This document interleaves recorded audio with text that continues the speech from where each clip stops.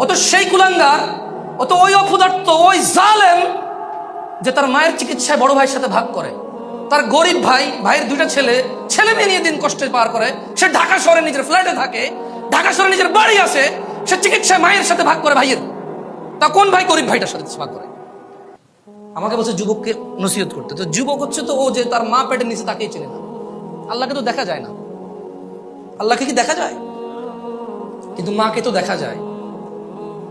যুবক হচ্ছে ও যে তার বউয়ের কষ্টে কাঁদা দেয়, আরে তোর ভাবি জানিস একটা যেমন চাইছি আল্লাহ তেমন দেশে, জানি না কি ভালো কাজ করছি, পেটে যখন বাচ্চা ছিল কি যে কষ্ট, তারপর আমরা কষ্ট দেয় নাই।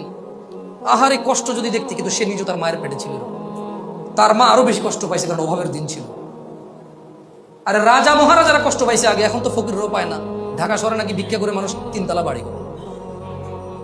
কিন্তু একটা সময় তো রানীরাও কষ্ট পাইছে, কারণ রাজারা মানে মন মতো যেভাবে খুশি সেভাবে দাস দাসী রক্ষী টক্ষী রাখতো, তো বউরা তো মানিয়ে নিতে পারতো না। আগের যুগে রানীরও তত সুখ ছিল না ওর বউয়ের যত সুখ এখন, মাশাআল্লাহ। তারপরেও তো 42 ইঞ্চি সিনেমার টিভি না হলে ওর চলে না, বক্স খাট না হলে ওর চলে না, অমুক ব্র্যান্ডের সোফা না হলে চলে না, সিরামিক লাগবে, এসি লাগবে, ফ্যান লাগবে, কাজের মহিলা লাগবে। তরকারি কুটলে এখানে নাকি দাগ পড়ে যায় বেচারা বউয়ের। তারপরে আবার মা এই বাসায় থাকতে হবে কেন? তোমার মা ওই বাসায় থাকে, তোমার ভাইয়ের ছেলেকে তোমার বাপ স্কুলে দিয়ে আসে, তোমার মা ছোটটারে কোলে রাখে। আমাদের এখানে থাকলে তো আমাদের গুলো একটু রাখতে পারে। তাহলে মা লাগবে কেন? বাচ্চা কোলে নেওয়ার জন্য। বাপ লাগবে কেন? বাচ্চা মাদ্রাসায় দিয়ে আসার জন্য। তো এই যুবকরা আমি কি বলবো? আমাকে বলেন আপনারা যুবককে নসিহত করতে। ও আল্লাহ সম্পর্কে ওকে কি বলবো? ওর মা ওকে পেটে নিছে, অভাবের সংসার ছিল, ও নিজে দেখছে এটা।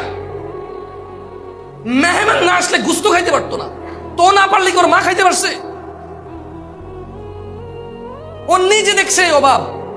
ও দেখছে ওর মা ওর বাপের মায়ের চোটে এই ঘর ফালাইয়া 2 ঘর দৌড়ায় যায়, আরেক ঘরে যায় ঢুকছে, ওর বাপ ওখান থেকে দৌড়া নিয়ে আসা ওর মায়ের আবার মারছে। ও দেখছে এই কষ্ট, ও এই কষ্ট দেখছে ওর মায়ের।